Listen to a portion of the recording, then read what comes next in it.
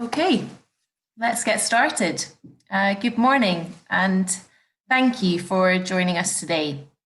I'm Jenny Waters, a senior consultant at Hanson Search, and I head up our internal communications and employee engagement offering.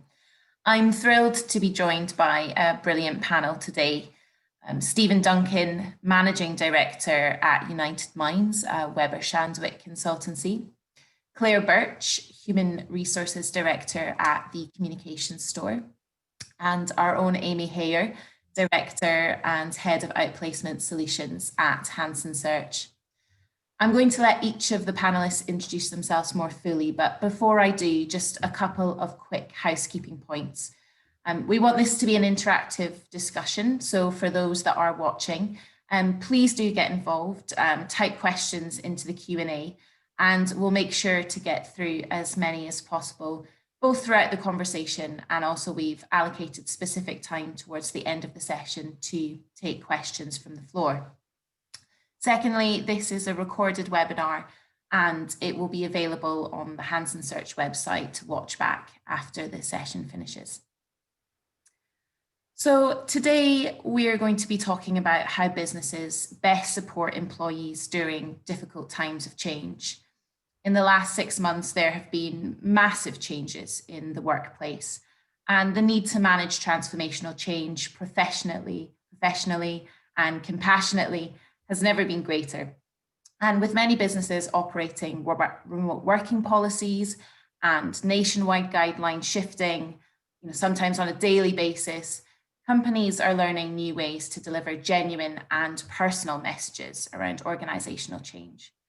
Unfortunately, for many businesses, cutting costs and making redundancies has been inevitable. And we want to discuss today how leaders can ensure that employee well-being is the focus of every decision and action. So without further ado, I would love to introduce our guests. Stephen, welcome. If you'd like to kick us off. Thanks, Jenny, and good morning, everyone. Thank you for joining us. As Jenny said, my name is Stephen Duncan. I'm Managing Director of United Minds, which is a Weber Shandwick consultancy specialising in areas around transformation and culture.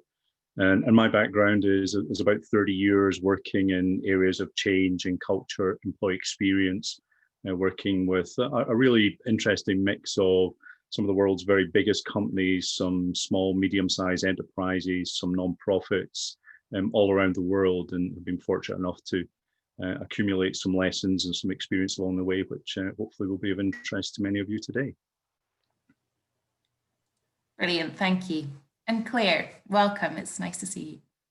Thank you, Jenny. Hello, everyone. My name is Claire Burch. I'm Director of People and Talent at the Communications Store. I am responsible for looking after all of our people, both in London and New York.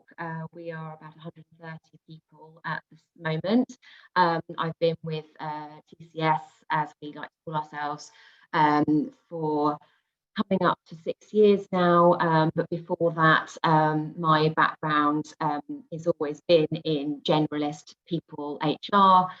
Started off in investment banking many years ago, and then moved over to consultancy and had the pleasure of working with a range of different businesses, everything from education to charities to the media sector. TCS is a very values-driven business, and so therefore I think that what hopefully I'll be able to talk to you about today is how trying to remain true to values and keeping employee engagement and morale at the heart of all these very challenging decisions and times that we're living in is my focus.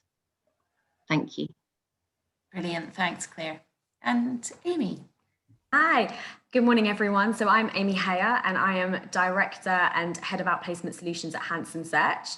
For those that don't know, Hanson Search is an executive search consultancy that specialises in marketing and communications recruitment. And I've been with the business now for about 9 years, and I head up the brands team, which looks after kind of consumer and healthcare portfolio clients. And what I'm hoping to kind of give some support to is just ears on the ground, really. We're talking to lots of people who have either being affected by change, and those that companies who are looking for advice on how do we implement change. So hopefully I'll be able to kind of share some examples and some good insight today that you will find helpful. Brilliant, thank you guys. I've just had a message come through, I think, Claire. I wonder if participants are maybe struggling to hear you a little bit. I'm not sure if it's the mic, but hopefully, you know, we'll be able to hear it. If there's any other problems, let us know in the question box. Thank you. So brilliant, and thank you guys. And I suppose now moving on to the main bulk of our discussion. So, you know, this is a time of global change and transformation, and it could be argued that never before have so many nations faced greater uncertainty in their professional and personal lives. And it's been a hugely challenging time for many businesses. And, you know, I've heard the expression being used a few times that we're all in the same sea, but we're in different boats. And every business has been impacted differently, whether that's sector or how they've dealt with furlough, or whether they've been thriving or indeed simply surviving. And so, Stephen, coming first to you, I suppose from your experience, who do you believe is best placed in an organisation to deliver key messages during, you know, quite complex and uncertain times of change?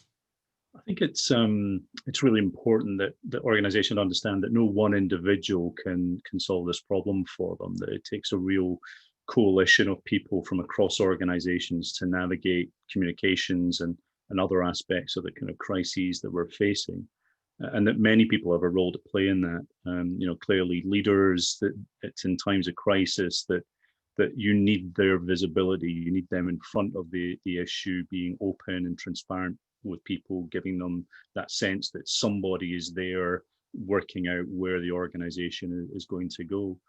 But it can't just rest with leaders. And I think the role of line managers in these periods is particularly critical to reinforce what people are hearing from leaders, to be more accessible and answer the everyday questions that frontline employees will have, and hopefully to amplify the kind of key messages that leaders are communicating, but then backed up by HR professionals like Claire and comms professionals and others in the organization that can also help to do that.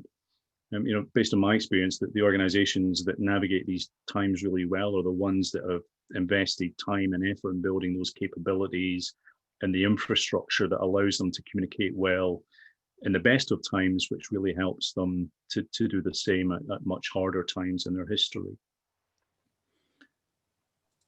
Brilliant, thank you. And Claire, would you say that you have similar views? Absolutely, I'd agree with Stephen wholeheartedly there. I think that whilst certainly strong and clear and compassionate leadership in moments of significant change is absolutely crucial, it has to be a message that is echoed around the whole business. And to think that can just sit with a people team or indeed a CEO is not realistic. And I think to Stephen's point about line managers, that's absolutely crucial in terms of also that temperature gauge, being able to hear back from staff across the business as to what is on their minds, what are the practical challenges that they're facing, so that the solutions and the messaging that can come from the business can really speak to those, I think is absolutely vital. Absolutely. And Amy, similarly, I suppose from talking to the market, do you feel that you know, that empathetic and quite kind of human-centric message is there across businesses generally? I think it is in some businesses, but I think, and I agree with both Stephen and Claire, getting your frontline managers kind of on board, because they're the ones that can really deliver a more personal and more kind of tailored piece of communication. So you sort of take the bigger picture and you take what is kind of the key and consistent message, but you personalize it around that individual, because it's the line managers that will know their personal situations and what that means for their family. And so, for example, I was speaking to one candidate who had been made redundant and gave me a call and said, look, and she was quite upset and was quite frustrated with the way that it had gone on. And when she'd asked for feedback as to why she had been selected, you know, the response was, well, it was a decision made by the senior management team. and she had never worked with anybody in the senior management team. She'd never had any exposure to them. So for her, she felt quite frustrated. And that then kind of leads to the snowball effect of then her telling her peers who may not be at risk, but they also then go, oh, well, that wasn't really fair, or that wasn't good. And then you start to get a bit more of a disgruntled workforce. And that's where people feel like they haven't been taken on the journey and they haven't been included. And they just feel quite distant from decisions that are being made to how that then impacts them. Whereas, if that message is consistent and you have buy-in from all of your your leadership teams at every level, then people will understand. Because reality is people can see friends and colleagues and people being made redundant. So it's not a surprise that you're going through this process. But I think, the way that it's delivered and the way they feel looked after is, the key part here. So in terms of, who's delivering the message, I think as long as that message is quite personal and quite tailored, and those that can deliver the message are your frontline management team, then I think that's the kind of key really that change people's feelings and how they feel they've been handled. I think Amy makes a really, really important point there, and just that reference to the way you tell the story of what's happening in your organization when you go home, which is a thing I always encourage my clients to prepare for. It's not the big town hall meeting, it's not the sort of small group sessions you have afterward. The thing that you really need to prepare your organization for is when the employee goes home to their spouse and is sitting, with them, or their partner, and is sitting with them and explaining what's going on. It's the ability of that individual employee to make sense of what's happening to them and to be able to explain that to their partner, their spouse, whoever else in their lives. They need to be able to rationalize this too. Organizations that can equip employees to do that have succeeded in explaining change to them. And when people get home and referring back to that example Amy shared, just can't explain why has this happened. For me, that's a sort of failure of communications, and that's the end point we should always be aiming on. Can the employee make sense of this for themselves and then explain it to others? And if they can do that, then all the steps you've taken as an organization have really been successful. Absolutely. And I think to agree with Stephen's point there, therefore that tailoring of the situation and frankly, trying to translate very big picture, large scale financial impact, which is quite often what different companies are having to navigate right now, and a changing landscape around working remotely or not, and safe environments to encourage people to be in the office if they can be or not.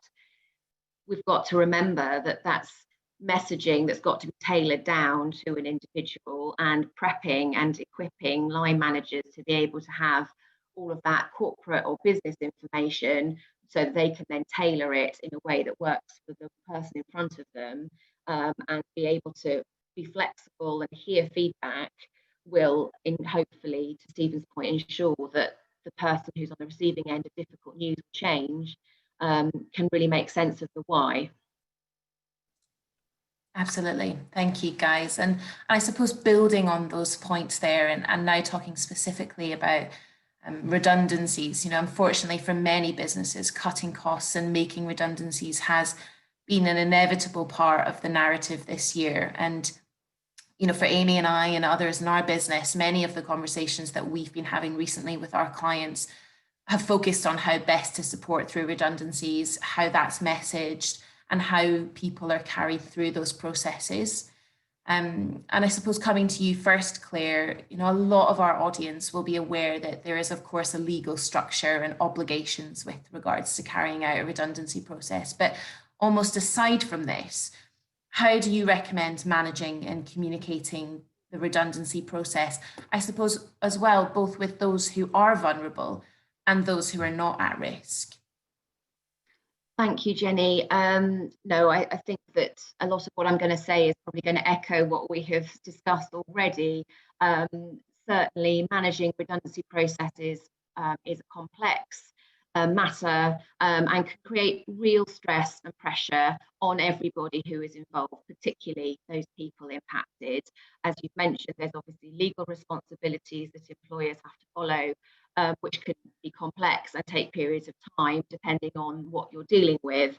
And these are often happening at a moment of real challenge in the business. So trying to balance all of that is incredibly difficult. Also, I think it's worth saying from the outset that when an organisation has to embark on redundancy, there is no positive outcome in the typical or usual sense. And so I think really understanding that and facing that from the outset is also a very sort of healthy, if I may, sort of, approach. People are potentially losing their jobs. And in the current climate, losing their jobs against the backdrop of a global pandemic and severe economic crisis. And so being really alive to what that means to an individual when they finish a Zoom call or they've wrapped up work for the day is absolutely vital. So given that there's no so-called positives here, I think that ensuring a strong process that leaves all staff, to your point, Jenny, not just those impacted directly by job losses, so those staying and those leaving, feeling clear, informed, respected, and if possible cared for, is certainly what we have strived to do in the approach that we've had to take within the communication store. We employed a strategy quite early on around being preemptive, so therefore kind of giving information as early as we could, and being transparent and empathetic. And of course, that's not always possible to deliver to perfection, but that was very much the guiding force behind the approach that we took with our communications. And as we touched on earlier, communications need to be holistic. They can't just sort of be led from the top down, but clearly that is also a very important starting place to get those messages right. And so from our point of view, what we decided to do was to inform staff of the financial situation as early back as in March, so that staff could really understand the economics of what was happening to our business. In terms of practical steps, you know, obviously we've got the Zoom sort of format, or Teams or whatever function you're using, which is really useful, of course, to be able to give messages via, you know, when we're not physically together. But I think also recognizing that it has downsides. You're not able to sit in a room with somebody and read their body language in the same way. So therefore, frankly, being open up front about that and trying to find other solutions that can create for more one-to-one or smaller group communications is absolutely vital. So to that point, you know, team leads have a huge part to play in looking after line managers, ensuring they feel prepped. You know, asking a line manager to take a meeting with an employee without them feeling really sort of up to date on what's going on is just going to cause more disruption and more concern. We also took a view of trying to proactively invite questions, knowing that the information that we felt we needed to give may not always be the information that people actually wanted to hear answers to. So we use a format called Open Door, where line managers and people teams proactively go out to business to sort of invite questions, set aside time, give people that sort of one-to-one moment.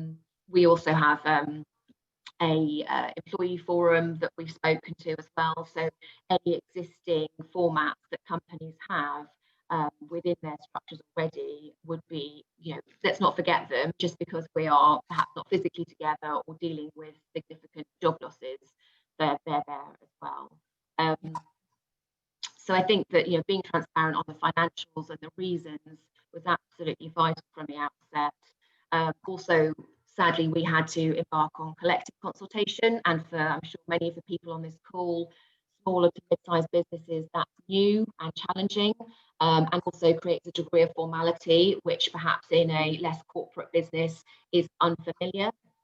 So we had to do a lot of education across the business as well to make sure that people really understood what that meant, what people's roles were, and frankly, how we could also work together, because businesses are having to make very difficult decisions, but these are difficult decisions that are having major impact on people's lives.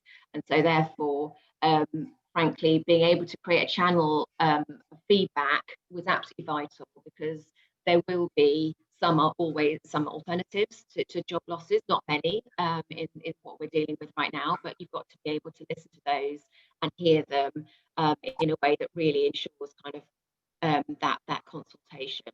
Yeah. So in terms of sharing information, we shared P&L. We also shared the steps we were taking to mitigate our risks.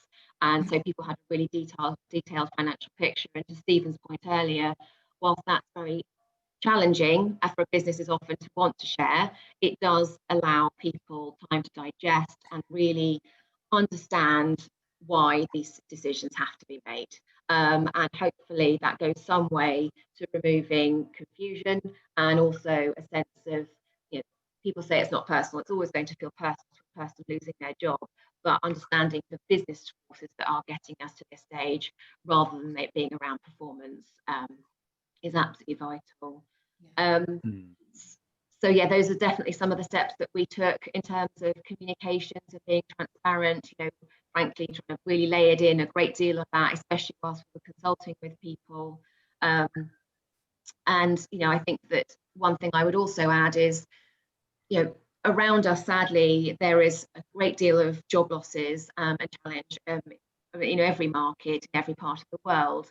And so whilst there may be a temptation by some businesses to quickly push through a redundancy process as quickly as possible, skip the process and balance that commerciality against sort of the time it takes to manage the process properly. And obviously every business will have to make their own decisions to what makes sense for them.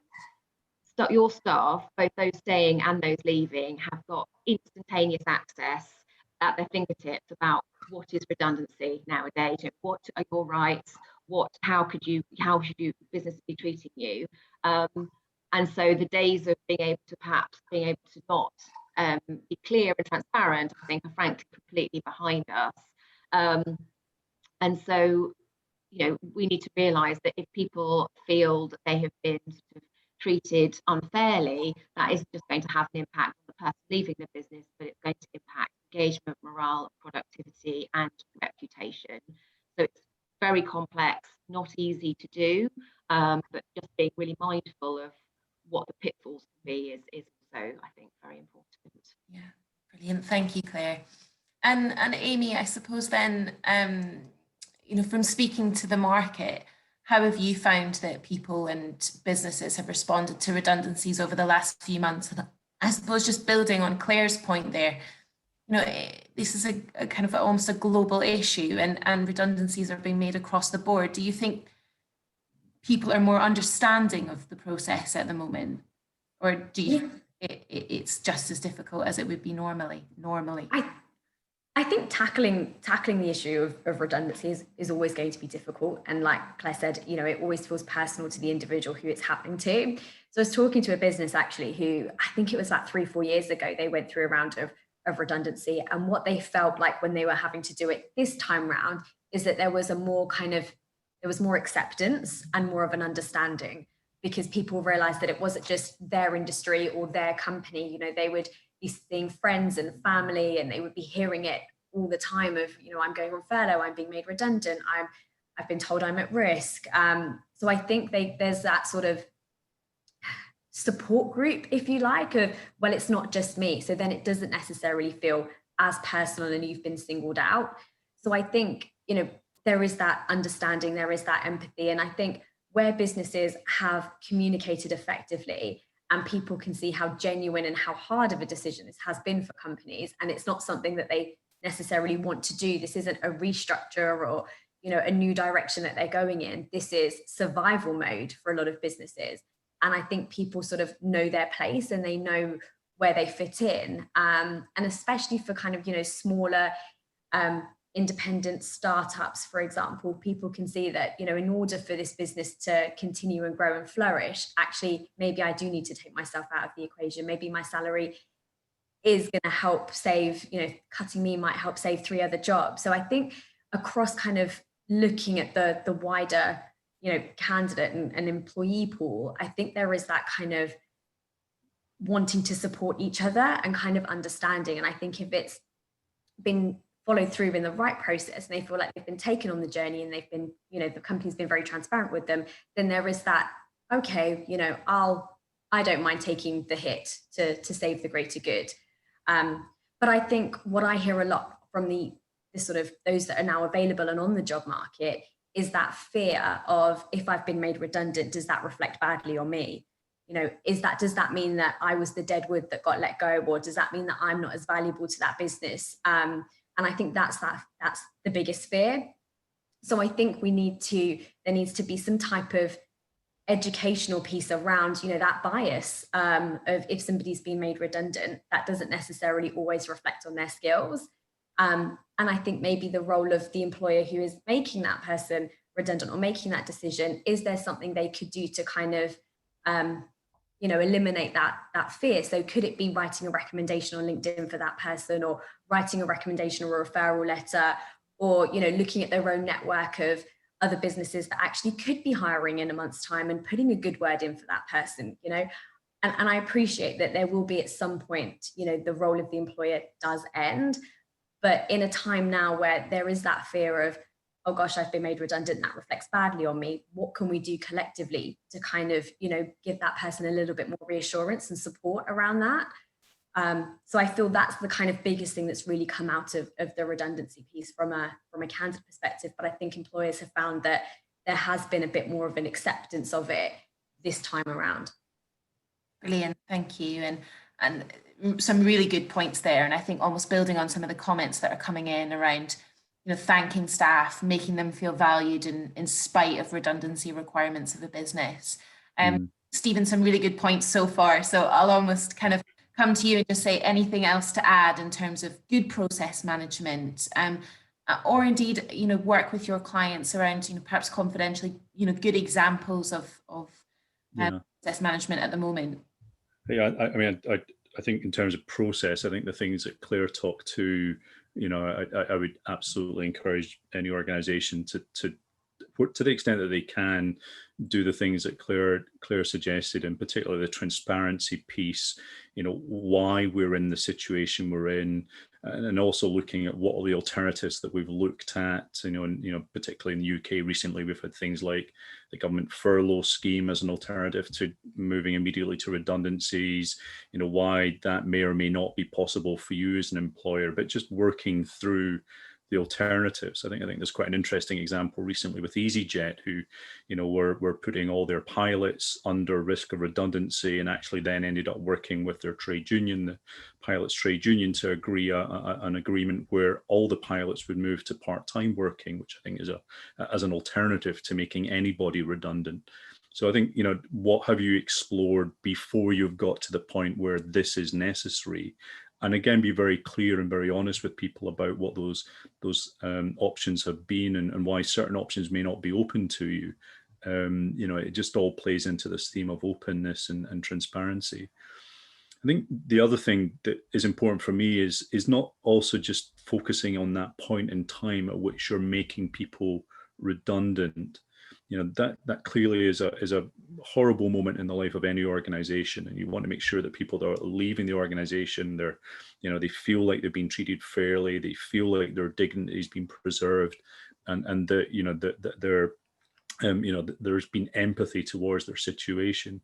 But as organizations move beyond that, I think also it's really important that how you've treated the people that have left the organization really, is important for the people that will be staying with the organization.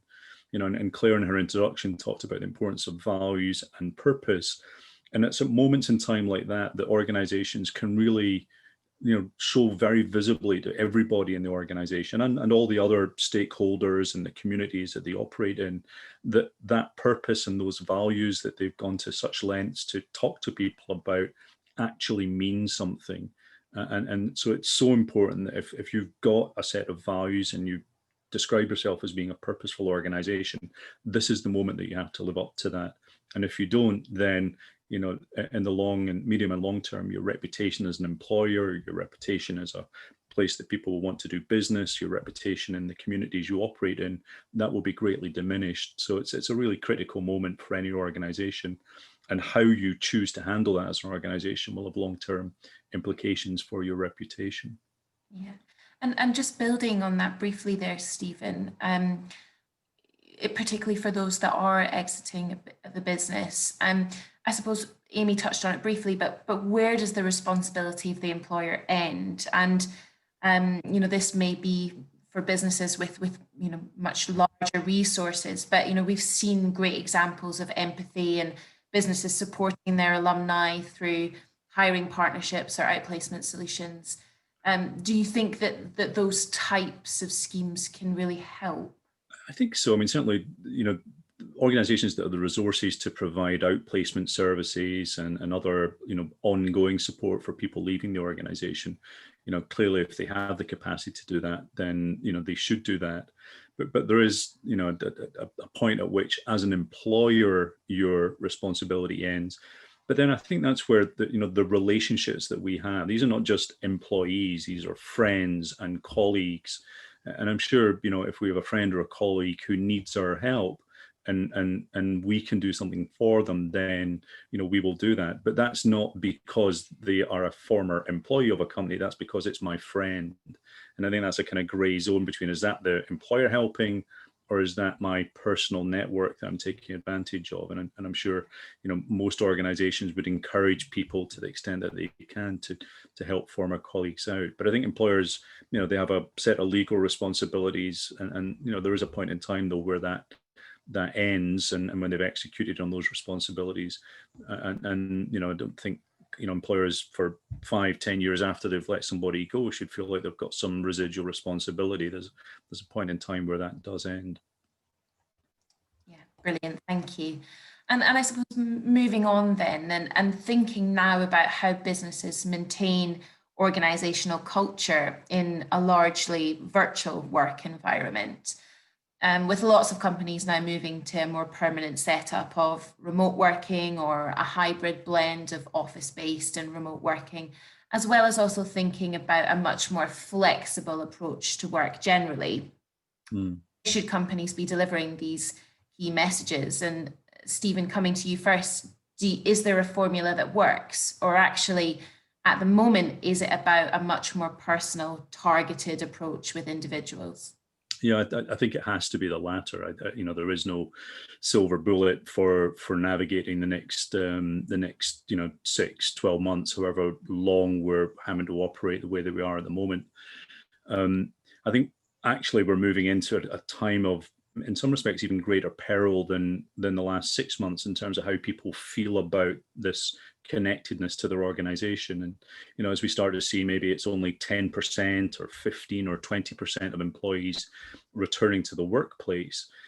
We need to be very, very intentional in ensuring that we don't create the sense of first and second class employees, and that the people that are in the office or the factory or the shop are the focus of attention, and the people that continue to work remotely have some sort of second-class experience. I think it's very important that everybody in an organization still feels very much part of the team that they're a member of.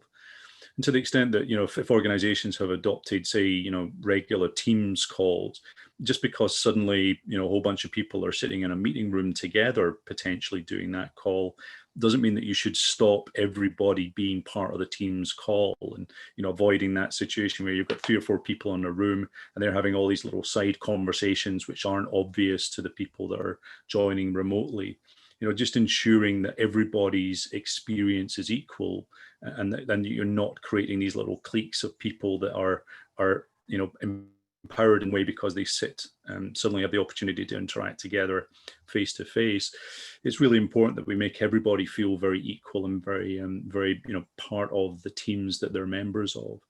So I think even though we may be moving to more of a hybrid situation in terms of the physical location that people are working in some respects, actually, the guidance I'm giving clients is continue to think of everybody as being a remote worker, and the way that you're communicating and the way that you're, setting up your communications should actually be a continuation of what you've been doing the last 6 months, largely to avoid this sense of, people who are on the inside and then the rest who are just spectators watching what those people are doing, because I think that in the long term will have quite a sapping effect on the morale of people who are primarily working remotely, and will do so much to break down those sort of personal relationships that as we do move back to a situation where more and more of us are able to work together, we need to preserve those relationships even at this point in time when we are primarily working in a remote format.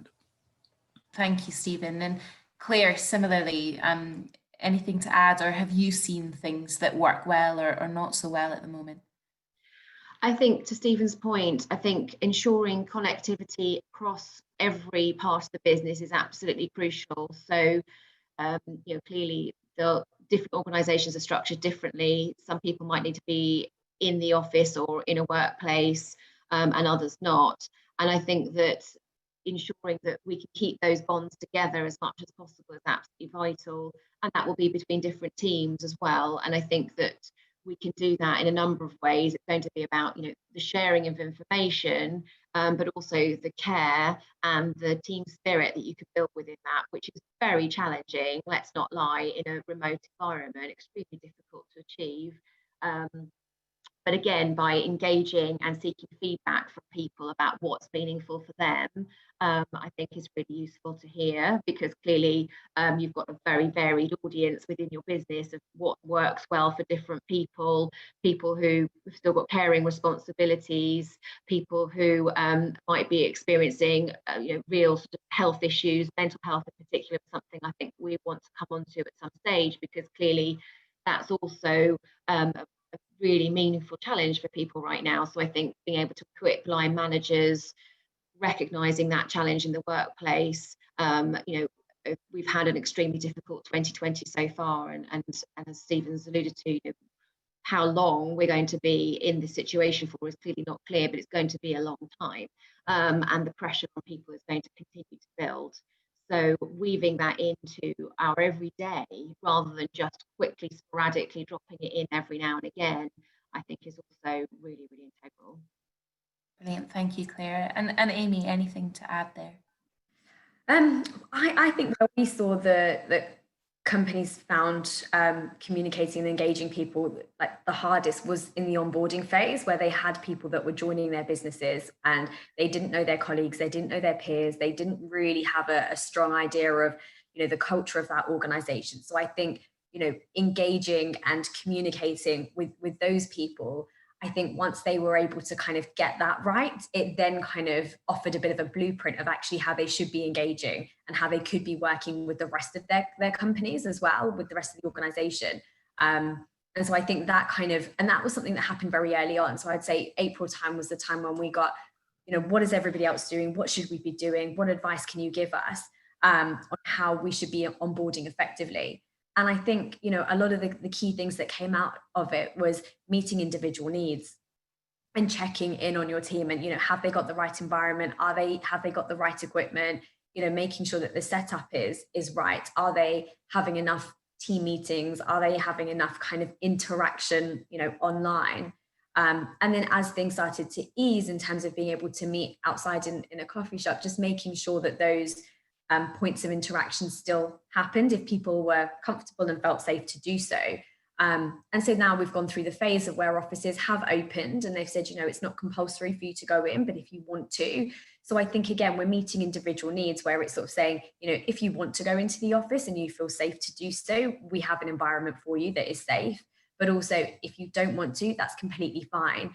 And that there is no it would be better if you went in, but we understand if you don't. It's just knowing the tone of the message, and that everybody, to Stephen's point, everyone has still felt equal despite, the situations that they decide to put themselves in. Brilliant, thank you guys, that's great. And just moving now towards the end of our discussion, and just before I do so, I'd encourage anyone watching, this would be a great time to ask questions as we sort of move to close. So there's a Q&A section just at the bottom. Please feel free to ask any of the panelists questions. But as I said, so sort of moving towards the end of our discussion, and we've talked a bit there about culture and morale. Do you feel that it's possible to replicate a culture that once was? in a virtual environment, or, you know, our business is now building a new culture or remodeling a culture that once was, and how do you maintain that culture and that morale in this new and uncertain environment? Claire, I'll come to you first. I think fluidity and the ability to be flexible at this moment in time is absolutely vital. I think that recognizing that things have changed and will continue to change, and that people will not be feeling the same as they were 6 months ago, it is absolutely intrinsic, because frankly, in the past, perhaps a model that was a little bit more sort of one way is just not going to work for the majority of people right now. And so being able to mold what your priorities are, how you want to engage, what you want to prioritize for your business is absolutely vital. Clearly, I think that there's a real need as well to acknowledge and appreciate the pressures that staff are under. And I think that that's often perhaps sounds quite simple, but can often be forgotten. Really acknowledging the amazing, the statistics around productivity and hours spent working, and, am I sort of working from home or living at work, are everywhere. And so I think that for leaders and for line managers to really acknowledge that, and also at times really give permission for people to switch off, etc. Because if people are burnt out, then any effort to engage on a culture or a values basis just won't really be heard anyway. So I think it's almost about taking a step back at the moment and recognizing that that's our initial sort of starting point. And then perhaps once we feel that people around us are receptive and feeling kind of engaged, then we can move to something a little bit more detailed. Stephen. Yeah, I'd just like to pick up on that last point that Claire made around just burnout and mental health. Nobody knows quite what's going to happen over the next 6 months, and there's all kinds of other things that might come into play as well that impact people in terms of economics and other issues. But that, the risk for me that I see is that if things, we go back into another lockdown or so on, I think the impact on people's mental health and ability to cope with the pressures of, say we have to all start homeschooling again, or if you're a sort of younger Gen Z millennial and you're house sharing and trying to work with 6 other flatmates all sitting on the same, kitchen table, sharing the same broadband, the kinds of pressures that all of that's going to put on people. The challenge if we move into lockdown again is how do we as employers maintain our duty of care to people's physical and mental well-being in a period like that. And I think that's going to demand even more flexibility of employers. People won't be working 9 to 5, they won't be working 5 days a week. We have to start to accept that, if things are at the bad end of the spectrum for what may happen, then, things are going to continue changing quite dramatically in terms of the way people work. And that's not going to be solved by, weekly Zoom quizzes. That just isn't going to be the answer for the next 6 months. And I think, and again, building on what others have said, it is about that personal understanding of the individual employees who work in our teams and understanding where they are. And people will have good days and bad days.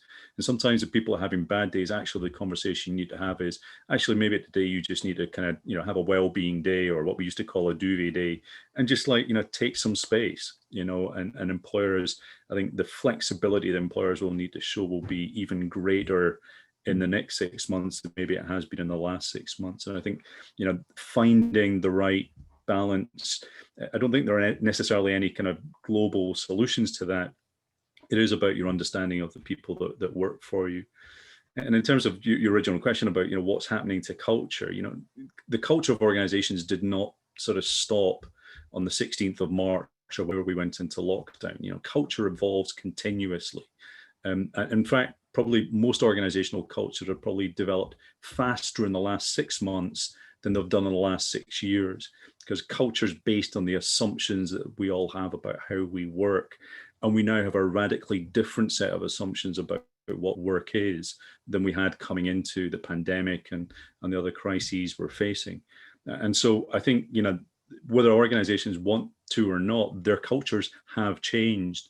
And the challenge will be for them as we go back to, again, a different form of work in the future. How will those changes in our cultures be something that employers to an extent can take an advantage of, and can build on to actually make work better for hundreds of thousands of employees in the organizations represented on this call and in the UK economy. That's the opportunity.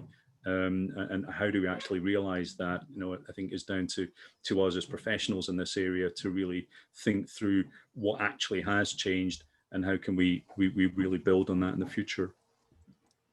Brilliant, thank you guys, and some really good points there. I think we could probably keep talking much into later in the morning, but I'm conscious of maybe now opening up, and we've got some really good points and questions coming in. And thank you to those that are also just sharing resources on best practice. I think the power of the community more so now than ever. So thank you. Amy, just briefly, there's a question come in mentioning onboarding and something you talked on briefly there. I suppose just in a couple of sentences, Amy, someone's asking about what tools you can use to integrate new employees into a company, particularly at the moment. And how do you ensure that those people are really involved in the company culture and the relationships? Yeah, so I think it's a really good point. And I think, a lot of companies did struggle with this very early on, because it was, especially for people at a more junior level who have never been used to remote working. So I think, where there was more of a senior candidate being onboarded, they were used to, being remote or working from a different location. So I think that the junior candidates are where we kind of found they needed the most support. And I think, what a lot of companies have done is make sure that they've got a consistent diary and a consistent making sure that this individual still meets with lots of key stakeholders within the business, but not just on a one-off, in different forums, whether that's a team meeting and then an individual Zoom coffee. And as offices have now started to open up, I think, the first day of onboarding, just that feeling of being able to go into the office if they feel comfortable in doing so.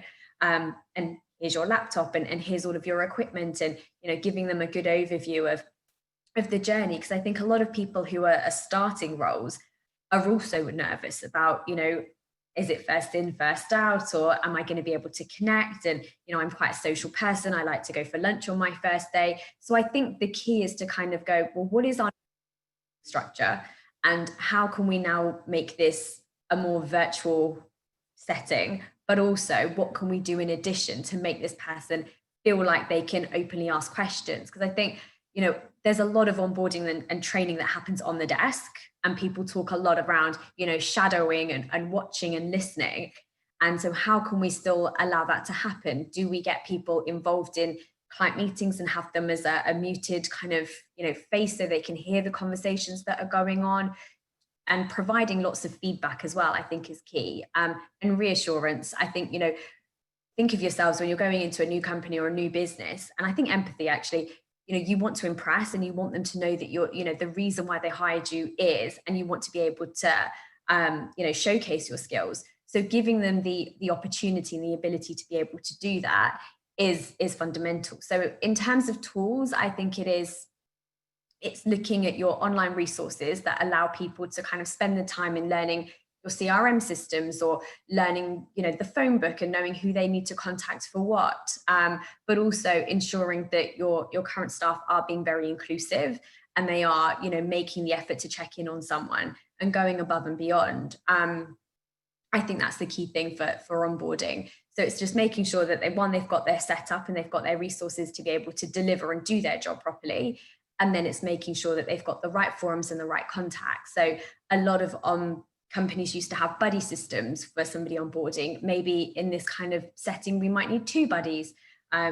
It's just making sure that you have got those systems that work well. But I think everyone is feeling their way through it. Great, thank you, Amy. I'm very conscious of time. I think we've just got a few minutes left and we've got so many good questions coming through. But Claire, just briefly, one of the questions is around sort of middle managers. There's been a lot of talk about middle managers and the responsibilities of them to perhaps communicate decisions. But Louise is asking, do we think that there's a risk that by asking middle managers to step up, we're actually giving them additional responsibilities, or perhaps they don't have the right skills or capabilities to fulfill this need?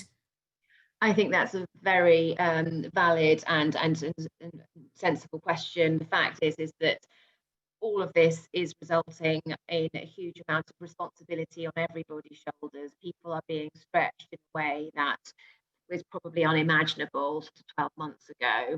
And so to imagine that a middle manager who's got their own personal situation going on will suddenly be able to sort of develop those skills overnight, where they can perhaps be able, watching people's mental health, motivating, leading change, or perhaps even redundancy, etc., is an enormous undertaking. So I think that that's really where extra levels of kind of training, if possible, and coaching are really, really vital. Something I was just thinking whilst Amy was talking just then was about the proactivity and, frankly, the empathy at all levels. So senior leaders, people teams, really trying to imagine and put themselves in the shoes of what those middle managers are going through, or indeed those new recruits, recognizing that we don't have the perhaps visual prompts that we might have done in the past, where somebody might have been looking a little bit lost in the office or staying late and looking frazzled. We've really got to lean in and ask those questions proactively of people and understand what support they need. And I think that coaching people in advance of those moments and giving them the tools. I know that, as you say, on the resources, there's been lots of suggestions: mental health first aid, extra layers of kind of line management coaching. All of those things are absolutely vital. Brilliant, thank you, Claire. And I've got a really great question that's just come in from Dawn. I'll probably take this as the final one, but directed probably to you specifically, Stephen. Dawn's mentioned that her organisation no longer has a dedicated in-house internal comms person, and actually their organisation is embarking on a period of real change. And so they're wondering what advice you would give in terms of external consultants supporting organisations on internal comms and change at the moment, and how that can best be implemented. Yeah. Well, this is going to sound a bit strange coming from me. I think you have to be careful how you use external people, in the projects that you're working on. You can bring people like me in, and I can bring all those years of expertise we talked about earlier, but ultimately this needs to be grounded in an understanding of your organization and your people. And I can bring good practice, and I've got a great team of people that I can bring in, and we can help to an extent. But ultimately, this needs to be grounded in your organization and your people and what works for you. So understand what you can get out of an external consultancy, and where they can help you in terms of setting strategy, helping often with providing resources. But ultimately, that needs to be combined with an understanding of the organization that can only come from insiders. And frankly, I don't care whether those are professional internal comms people or not, but they need to have a feel for the organization, and they need to understand how the organization really works, and how people in the organization feel. And if you can find a consultancy that will work with you, that will come in and take time to partner with you and to work with your knowledge of the organization, then you can be successful. Not having lots of internal comms people inside your organization is not the problem. It's finding someone to partner with that will benefit from your knowledge of the organization and use that to deliver whatever outcomes it is you're looking for. That for me is the trick. And when we are our best, it's when we've got someone inside our clients that will partner with us like that. And it doesn't matter what their background is, it's their commitment to actually delivering something good for the employees. That's what makes for really successful projects. Brilliant, thank you. Guys, this has been a fascinating discussion. Thank you. And thank you to everyone who's been watching and indeed asking questions, and we're receiving lots of good feedback. So thank you very much. Amy, Claire, Stephen, thank you so much for your time today. It's been an absolute pleasure. And as I said to those also watching, thank you for joining us.